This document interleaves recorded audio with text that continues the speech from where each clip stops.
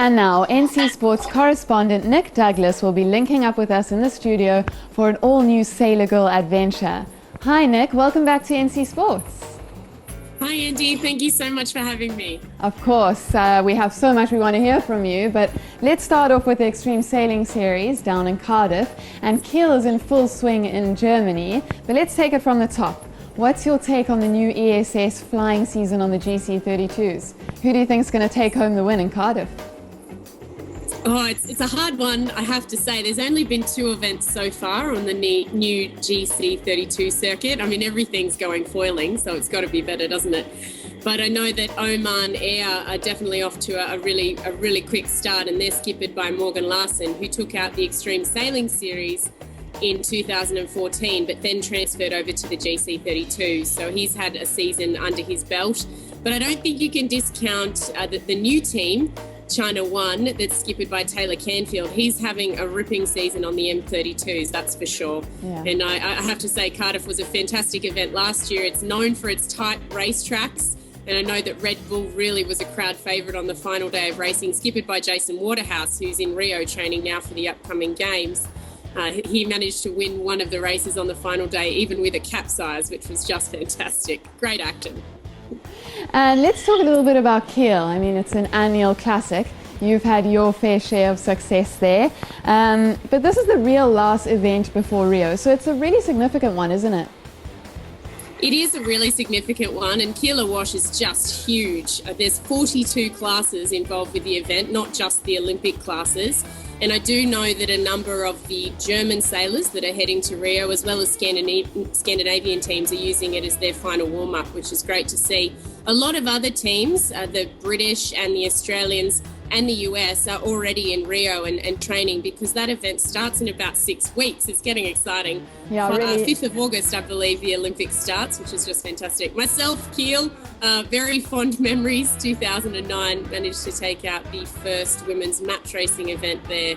There were 34 teams as we were right at the start of the 2012 cycle. So, yeah, absolutely massive event, not just in Olympic sport, that's for sure. Well, it's so fantastic to have you linking up with us, Nic. Such a really experienced sailor. So, and I also understand that you've been covering many very important events down under in Australia. So tell us a little bit about those. Oh, most definitely. It's an interesting time in Australia because it is winter for us down here. So we have a lot of events that head north. The VX1 Midwinter Nationals was the most recent event that I was on the ground for, the biggest fleet that we've seen so far in Australia in this new and exciting one design class. It is a sports boat, a keel boat, but I think we can almost call it a dinghy because there's plenty of capsizes in action, and Brett Whitbread managed to walk away with that title.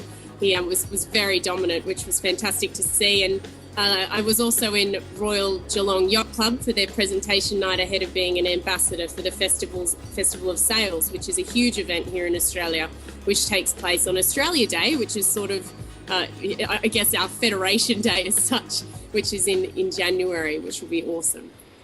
And speaking of Australia, you guys have managed to rank up 26 medals at the Sailing World Cup this season.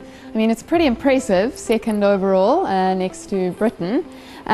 What's your assessment of the team now going into Rio?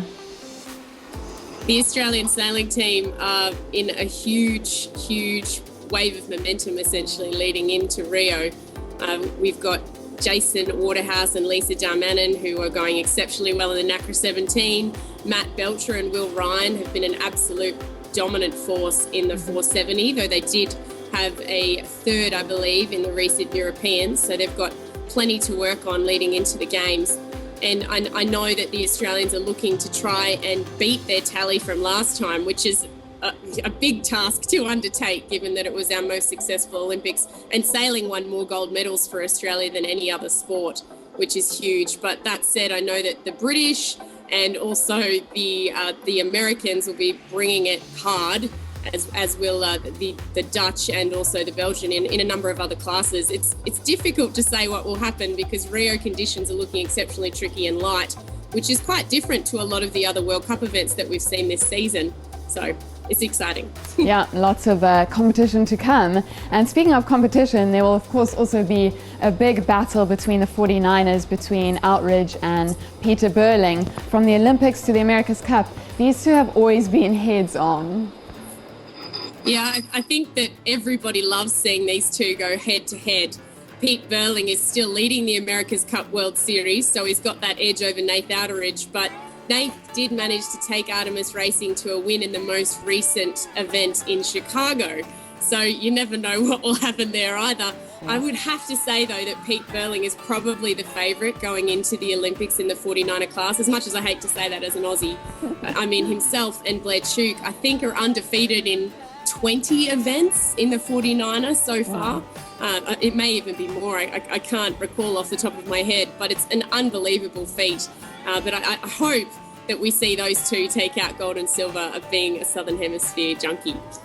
Absolutely. And Nic, my last question for you is, Rio's just around the corner. What are the sailors saying about the Maria de Gloria race course at the moment? I hear they did have a big cleanup, but is the health and safety concern still there?